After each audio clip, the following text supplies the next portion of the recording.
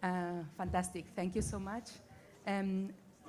Let's recap a little bit because this morning we got a lot of information. We start the morning with a fantastic panel led by Clara, talking about what we need, systemic change. We need a systemic change because we cannot live anymore how we are living. Sandrine was talking about from ego to eco. Shiva was talking about the humanity and the role of the women and the youth in this change that we need to do, and how finance has to be a tool for the change and not the objective. Mark was talking about we need to be unconformistic. We need to not accept the system that we have, and we have each of us a responsibility on that. And Javi was talking about one thing that surprised me was the social contract with machines. We need a social contract to control what machines are doing. Then we got two different examples. The first one in the industry, in the textile industry, that Ariana was explaining us this campaign, Ser Viejo, an amazing campaign that Adolfo Dominguez is leading. And the last panel talking about a problem, a social problem that we got with housing that Blanca was explaining, finding a solution, finding the way to invest in houses and get the solution for this social problem. But this is not enough. We need more than that. None of us can work in individual basis to make a solution for this problem. And it's because of that, of this last panel. In this last panel, we are going to talk about multi-stakeholder platforms and how working together we can really change the world. I have with me here today Juan Cabezas, Lian Sembenkern, and Laia Mas. And I would like to ask you 1 minute, introduce yourself, let the audience know what are you doing and why you are here today. No? Hello, my name is Joan Cabezas. I'm the CEO of Nactiva. Nactiva is one of these multi-stakeholders platforms, and we are operating in the Mediterranean, and we are a collective platform, private collective platform to protect and regenerate the natural capital in the Mediterranean. Okay? And I really thank Ship2B, and I am really enjoying this conference. I think the point that I would like to make about this multi-stakeholder platform, that is a name that it's difficult to understand, is that we have all the elements, as Mark Halle was saying, probably to solve all these polycrises and problems of humanity. But we have a very important problem of organization and coordination. So our world tends to fragmentation. We are all maximizing our own companies, our own government entities, our own philanthropy, etc. But the problems that we have are complex. The problems that we have are integrated. The problems are linked, right? And we've seen a lot of examples today. But the solutions that we have are fragmented, and we have a big problem with that. When we think about system change, we need the big frameworks, and we have to change the economy, the incentives, etc. But there is one part that we can do with the existing competencies that we have, which is to coordinate much better and integrate much better these competencies to solve the problems. And this is what I expect that today we can develop a little bit and explain in more detail our experience, our practical experience with this. Fantastic. You can hear me well, eh? So this thing works. My name is Lane Zevenbergen, so that's I start with the name, so then that is corrected. Who am I, and then why am I here? When I was young, I wanted to be in charge of a company. So many of you maybe want to be in charge of a company. But no company wanted me to be in charge of them. So I created my own company. That is always the solution then. And that was in 1985, the first AI company in Europe. Or one of the first AI companies in Europe. Nobody knew what it was, so I could easily become the chairman of the company. And it was successful, and after that one company I created the virtual reality company, that created the Googles that you see in the room besides this one 26 years ago. That was a big failure because we were way too early. And after that, I created 21 more companies. And I was always thinking that I had to grow my company and make a profit. And it was very male-oriented. So that whole, if I look at the audience, I see hardly any male, but a few here on the podium. So in 1995, that changed with me because I met the people, 3 people that I mentioned to you: Ben Cohen, who is the founder of Ben & Jerry's, Yvon Chouinard, who is the founder of Patagonia, and Anita Roddick, who is the founder of The Body Shop. And they had something else in their ambition. They didn't think I have to have a company and I have to be in charge. Maybe they thought that as well. And also they didn't think we have to grow and to make a profit.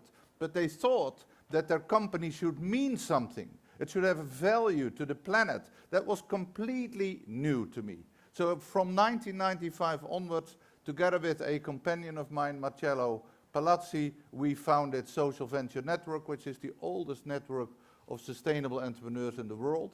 That was founded basically by the 3 names that I just gave you. And from then on, we started to build big communities from 1995, 1997, pretty early. So we created, Marcello and I, B-Lab in Europe. So all the B Corps, there are many in Spain. Also, there's now 3,000 B Corps. And the final thing that Marcello and I did was to bring 100,000 leaders together. Leaders like all of you who think your company or your movement or whatever you do should mean something for the world. So that is what I'm doing now, and I'm here because I know we cannot do it alone. I call it radical interdependence. Radical, not normal interdependence. And it's the contrary of what, for example, Trump says. He is radical independent. And that is the difference, that's the opposite of radical interdependence. So we are here to be interdependent, otherwise we are lost. That's what I think, at least. Hello, morning, thank you for inviting us. As a corporate today representing this panel, what I do, I will be very brief because the important is what we are going to discuss later. I'm the bridge between the external world and my internal company, with all the complexity that this relates, which is working for common goals as a company, because sometimes we are, as a company, very self-centric. So I try to find common goals with external world, accelerate transition on our journey to make our company operational more in a well-being mindset long term. And I work that with other people. So I'm responsible with my team to build alliances. There's many people here we have been working with. And this is how I understand what I do, trying to connect the external with internal and look for joining forces with the ones that help us to be a little better every day. Fantastic, thank you so much. So let me start with the first question. Hello? All right, let me start with the first question. Barriers and motivations. I think that everybody in this room understand and know that multi-stakeholder platforms are important for the development. But which ones are the barriers that we are finding in your experience, and the motivations that the different agents, institutions, corporations, non-profits, everyone has to join these platforms? Maybe Joan?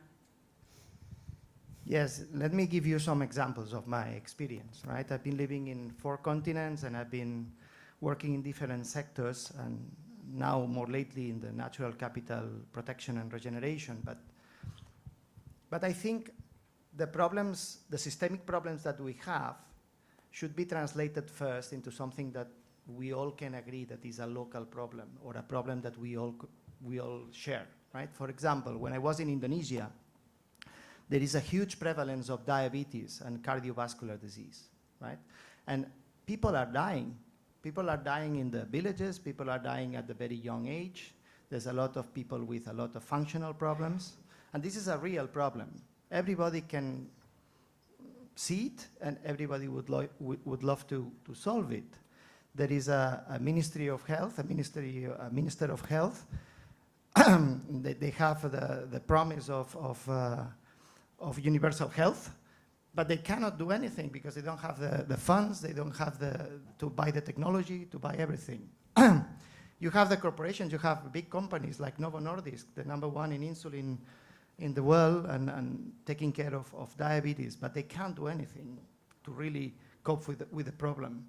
You have companies like Nike trying to promote a better lifestyle, of course to sell their products, but promoting a better lifestyle. You have companies like Herbalife trying to promote supplements for better nutrition. You have companies promoting diagnostic tools for early diagnostic of diabetes. All of them, they want to solve the problem, but the problem is still there, right? So who's going to solve this problem?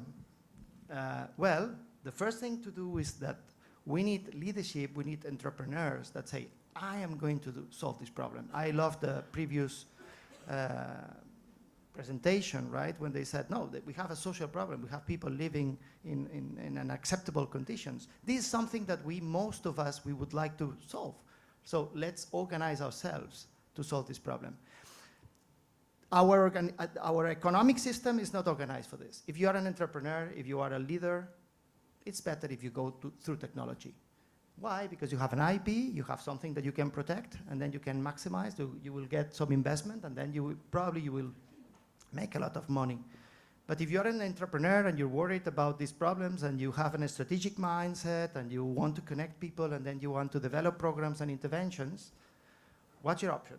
Well, my suggestion, my experience, my wish for 2050 is that most of us, we empower ourselves and we lead this transformation as entrepreneurs against all odds.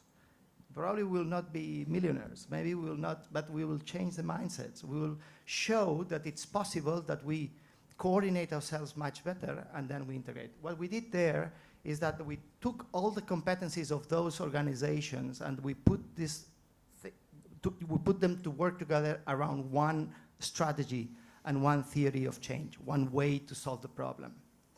And you won't believe how happy they were that someone, an intermediary, if you will, an entrepreneur, was coordinating this. And of course, they were all improving their own objectives. So Nike were selling more things, and the guys that had this diagnostic technology, they had more sales also. The Ministry of Health was happier because more people were diagnosed. Everybody was happier. But you need the commons, you need the entrepreneurs, you need the people empowering ourselves to solve the problems. And I could put hundreds of objectives where we have applied this or where I have experience, but many others have also this experience. For example, in protecting the marine areas in your city. Who's in charge of this? Protecting and restoring. Or who's in charge of promoting that women and girls engage in STEM and in STEM degrees, right, for the future. So all these problems are complex, are wicked problems, and we need entrepreneurs trying to build solutions and bringing together big corporations, investors, governments together to work in an integrative way to solve the problems. And I think that's my dream, but not only my dream. This is also an example. There are many examples in the world that are happening, and this is probably a silent transformation, a silent system change, but a possible system change within the existing conditions of the system. And through this, of course, we will change the incentives, we can change the financial system, etc. But I think the power of entrepreneurship and the power of these structures, this new way of organizing ourselves to solve the problems is what probably can contribute the most to the systemic change that we need. Can I comment to that? Definitely you can. Because I like dreams, but I also like to be a little bit pragmatic. So I like your dream, I share your dream, but we are already too late. Mm-hmm. So dreams is nice, but we need action. Action comes, and I agree with you, from entrepreneurs. I don't believe in politicians, They're always behind, and they're very short-term oriented. So they believe in a short-term, and do the people who elect me like me? Well, I don't care if they like me. You know, you should not care if they like me. Because many things that we need to do now are painful. Why? Because we are too late. That's why they're painful. And if you don't want to do painful things, you should not be leading anything. We need courageous leaders. And one thing I would like to add to what you just said is that the problems are sometimes so big that nobody owns them anymore. Who owns the oceans? Anyone here of you? Nobody owns the oceans. No country owns the oceans. Trump wanted to own it when there was something to be found, but for the rest, he doesn't care about the oceans. Who owns the atmosphere? Nobody owns the atmosphere. Nobody cares about that. So one of the problems I see is that we have thousands of great initiatives, thousands of great entrepreneurs, thousands of countries. In Spain alone, you know how many good things there are going on, like this event. You know how many? Thousands. All alone, fighting against each other. Quite often, this event not, I think, but many of those small initiatives, they're all great initiatives. Fighting to get some money, fighting to get some attention.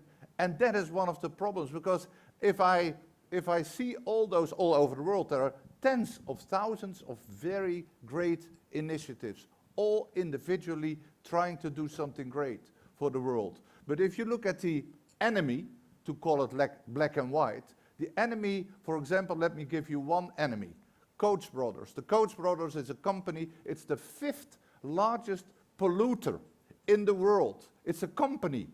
They spend, that one company, $300 million per year to block legislation so they can continue to pollute. 300 million, one company. So the enemy is well organized. They are superly well funded. And that is the status quo. That is the world that we want to change. The world that we want to change does not want to change. They don't want to change. Most of you don't want to change. And finally, one of the blockades that I would like to say, all of us, how do you feel? You have shoes? You have clothes? You have a lunch later on? This is a little bubble. We all realize that, I hope. If I go outside and I go to a poor neighborhood in Barcelona, people don't even know what we're talking about. This is a bubble. We have to realize that we have to get out of the bubble. It's difficult, because it's nice to be in a bubble. I know it's difficult. You have to go out, and that is the biggest challenge that we have. So when you leave this event at the end of the afternoon, please go into the street, talk to the first person you say, and say, hey, how about sustainability today? See what they say. They probably think you're drunk. So you have to realize, those are the big challenges that we all face, and we have to realize that. And then you're all great entrepreneurs, you're all great people, so we will manage. So I believe in your dream, but we have some big challenges that we also face. I don't know how you think. I totally agree that we need to be organized. And I think that the spirit we are living, we are not anymore competing in this agenda. If we are competing, we are losing everything. And exactly. I agree with you. And hearing you both, I know I represent a corporate, and if we are a big B Corp and we are trying to do things the best we can, knowing our weaknesses still, but I think we are also representing a company which is grounded in a belief that there's a real social responsibility on us, on how do we operate, and we cannot just look to the other side. So we need to really contribute to the short, mid, and long term. There's not anymore the long term, because if we talk about long term, no one is taking decisions today. So I try to bring a practical example of what we are doing, even if I agree that we need to be bigger and bigger. And for me, the key word is the scale, because we are late.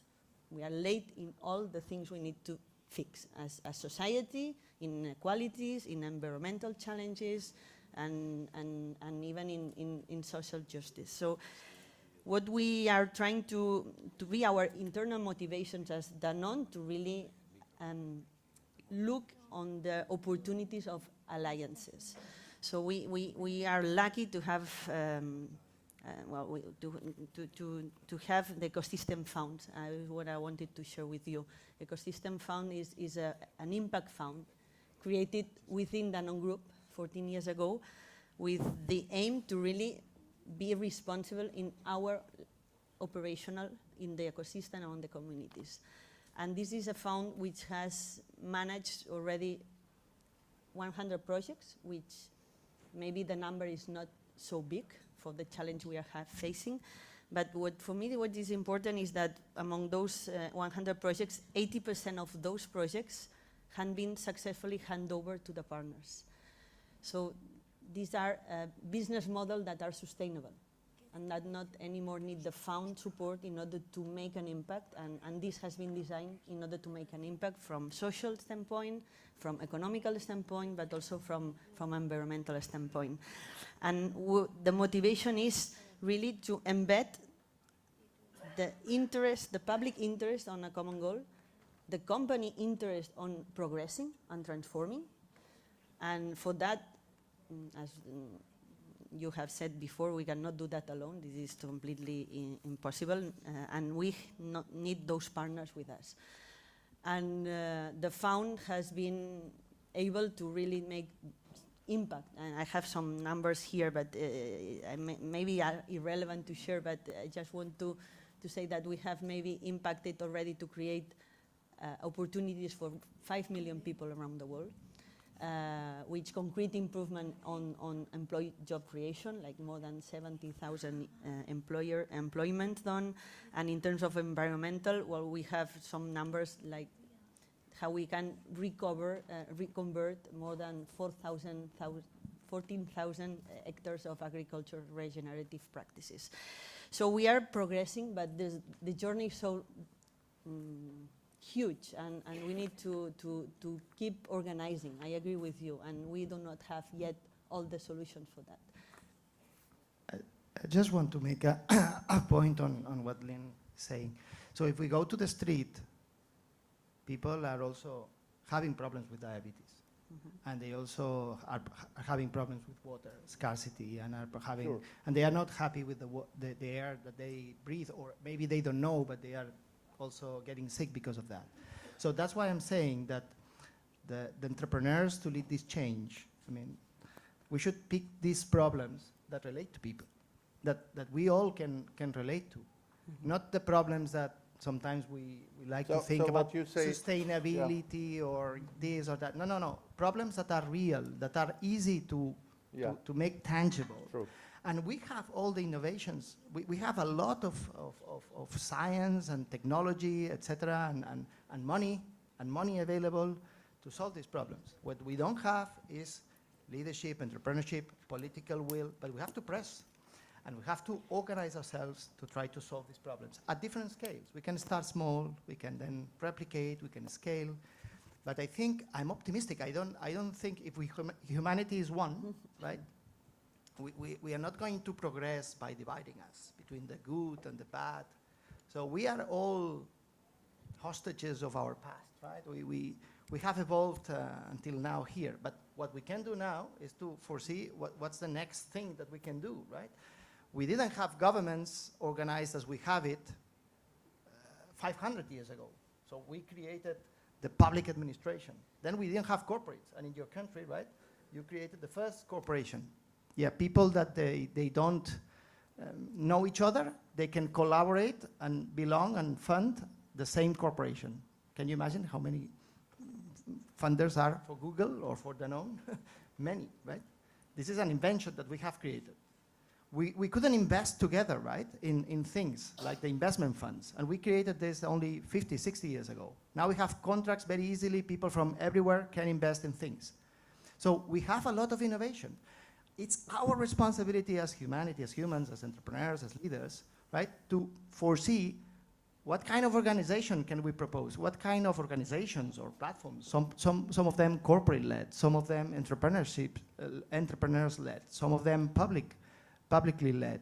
But what is this type of organization? How we organize differently? How we fund these structures differently? And I think this is possible. We are doing it. Many people here are doing it. This is a silent revolution, but we need to get this revolution up to a certain level so that the pressure and this revolution will recapture politics. It's not so silent, because what you see now all over the world is that there is an opposition coming. In the US, in many states, you're not allowed to invest in ESG anymore. And so there is a pushback. And when there is a pushback coming from society, it means that they see it or they feel it. It becomes painful. And one tip, when you go outside, don't ask people in the street in this afternoon, well, how was your sustainability today? But I like what you said. You should ask, how was your food today, maybe? The food was not so good, or it was McDonald's, but not so healthy. And you should, what they relate to. Yeah, that is the better question. Fantastic. As you can see, they don't need... Okay. Can you? Yes. As you can see, they don't need me too much. So this conversation is so fluid.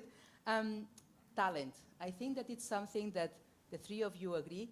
Entrepreneurs in the corporates, we need institutions. How we move this needle, it's because people, it's because leaders. So Lynn, maybe I am going to you because you created the Be for Good organization to try to really collaborate between talents. Doesn't matter which institution you are doing, the important person is the leader. Yeah, maybe I should give you some examples of what is a leader.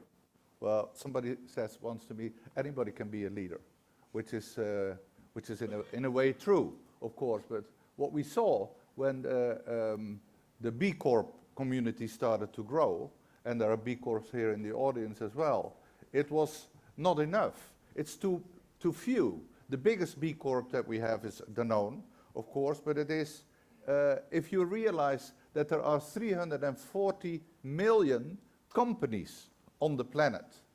Well, they didn't count them all, maybe there's maybe a little bit more or less, but around 340 million.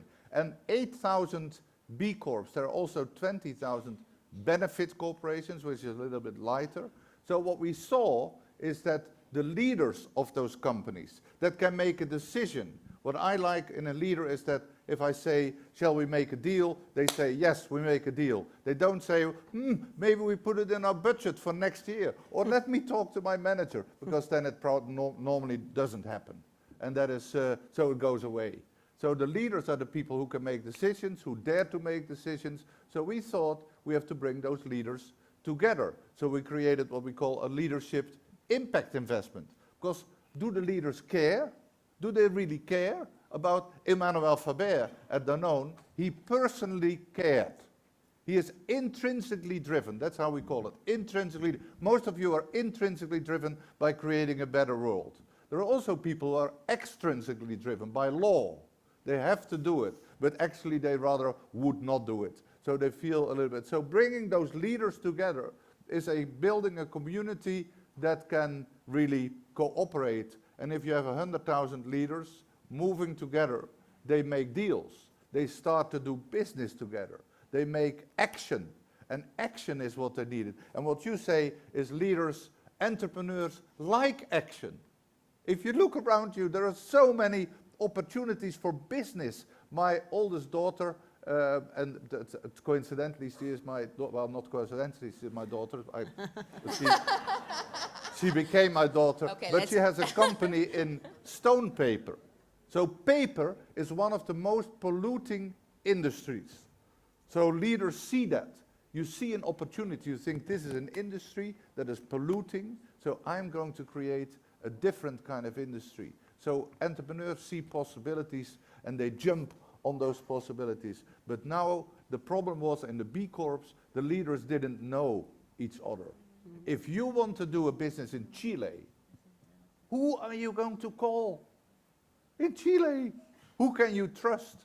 So we thought those leaders, hundreds of thousands, need a trusted environment. So if I go to one of you and I say, can you help me to do my business in Spain?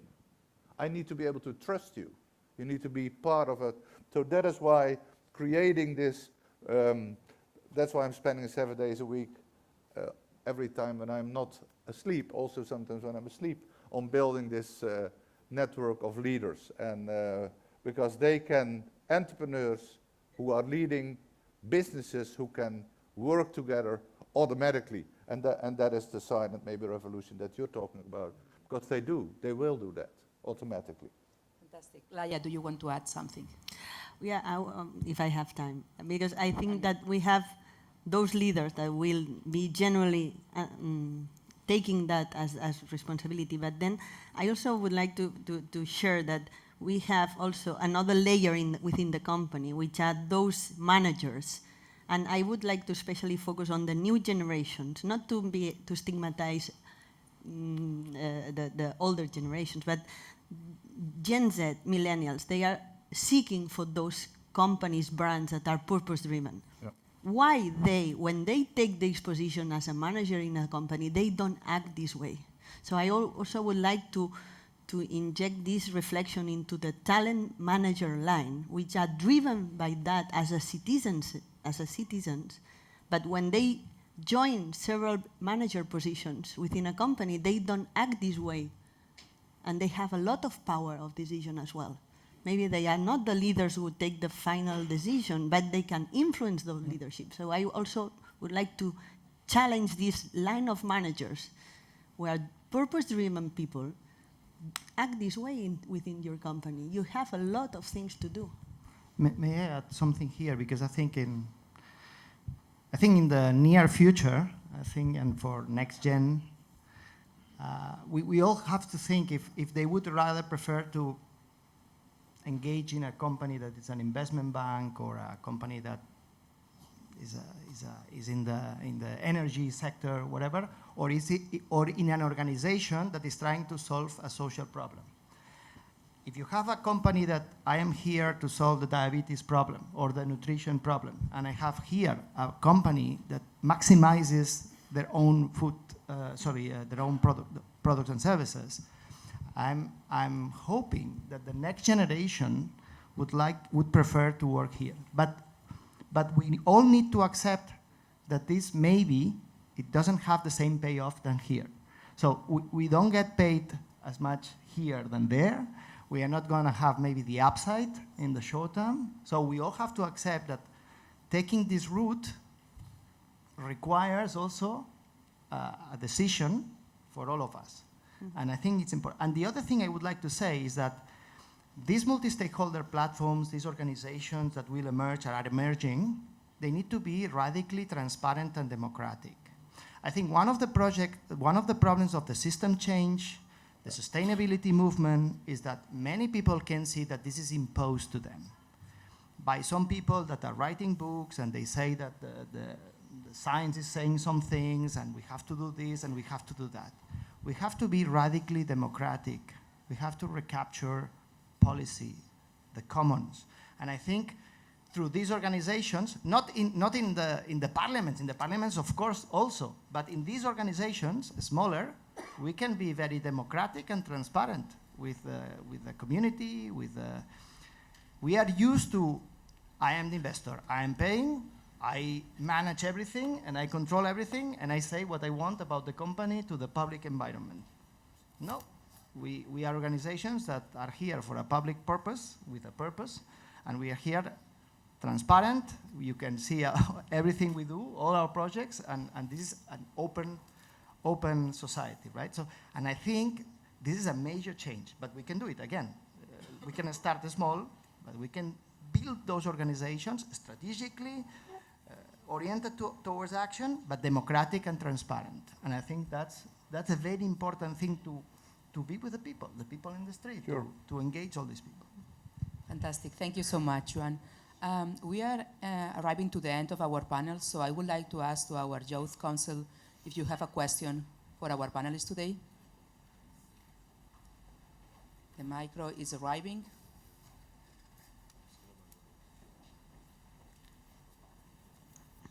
Hello. Yeah. So thank you to all of the panelists. It's also been a really interesting topic and examples discussed as well. I think that all of us in this room can agree that multi-stakeholder partnerships are definitely needed for change. But as identified, there are so many challenges. So speaking from the younger generation, we protest on the streets and we're sort of classified as disruptive.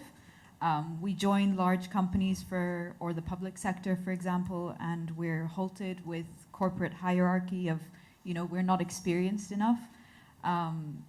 If we have the financial means, then we try to launch a startup, but then this entails millions of challenges in itself. So our question to all of you really is, where would you advise us, the younger generation, to focus our efforts and to change the system to have a lasting impact? May I? Yes. I really encourage you to join corporate. We need this mindset and drive on the corporate. Because one nice thing from corporates, even the purpose-driven corporates, is that we want for change, but sometimes the will is trapped into certain decisions. We need your energy. Because the scale of corporate is huge, so if it's very tough sometimes to change. You need to take a lot of things in consideration because you are super exposed and you have a lot of responsibility on the decision you would take. But if you move the needle 10%, the impact is huge. The impact is huge. Even in CO2 reduction we've seen. If we reduce 30% of our emissions by 2030 on a dairy category that we are a big dairy company, we can just for that change on Spain in the consumption of a yogurt more than, I would remember the zeros, more than 10,000 million of CO2 reduction, just reducing 30% because we are huge. So I would encourage you to come. Maybe I can add to that, because you talk about corporates. 0.4% of all the companies in Europe are corporates. 99.6% are small and mid-sized companies. So I agree completely with you that you can make a big thing at corporates because there is a lot of young and maybe energy needed. But don't you forget that there is already a lot of young energy in those companies. I was selfish. I was selfish saying. Yeah, selfish. She wants to attract all of you to Yes, them. yes. So don't go to them. No. And go to the small companies. Or create your own, as you would say, probably. Yeah. So it is. I would say that the next generation. Be careful with that. Be careful with the terminology. Because everyone here is the next generation. Everyone is. You're always next to another generation. And that is so, young people bring energy. Some old people still have a lot of energy. And that is as I see and as I feel myself. So it is, but I would say, go look at the B Corps, go for the companies that really want to change. Because they need your energy. And don't go to work for a bank, or don't go to work for an institution. I'm sorry that I insult many people here maybe. And that is, so go to the companies that need your energy. They are all over the place, you know. So, yeah.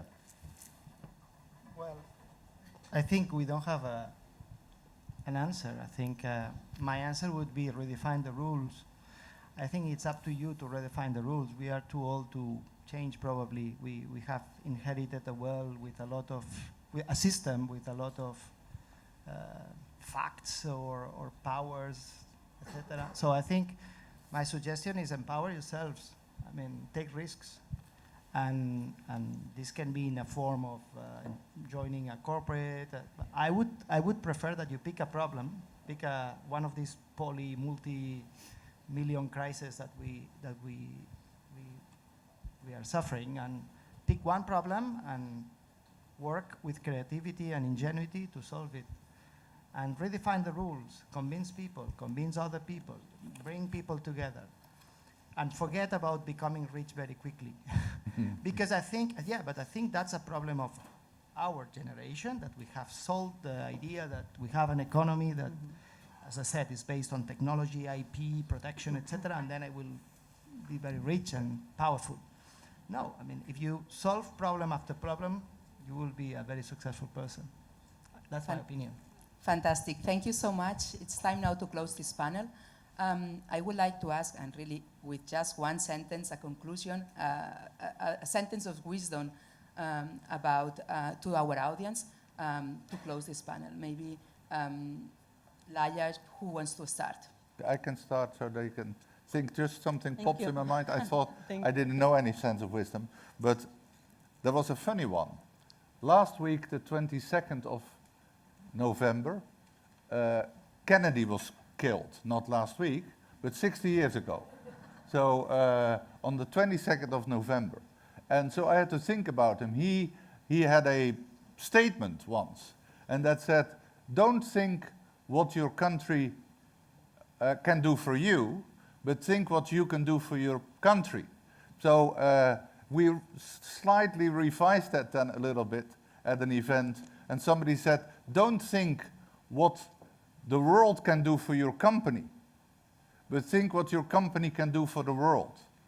And that is what I would like to give as a statement. Fantastic. Joan, Laia? I can go. No, for me, I would take the point that I was saying before, is that for those purpose-driven companies trying to look for those goals that we need to tackle, we need to understand that we have not to compete for that. And still we are competing all the time, even if we are looking for genuine common goals. We need not to compete. Because if we are competing to have their own share of voice on this topic, we are not organizing enough at the scale we need. That's for me the point. Great. Joan, one sentence.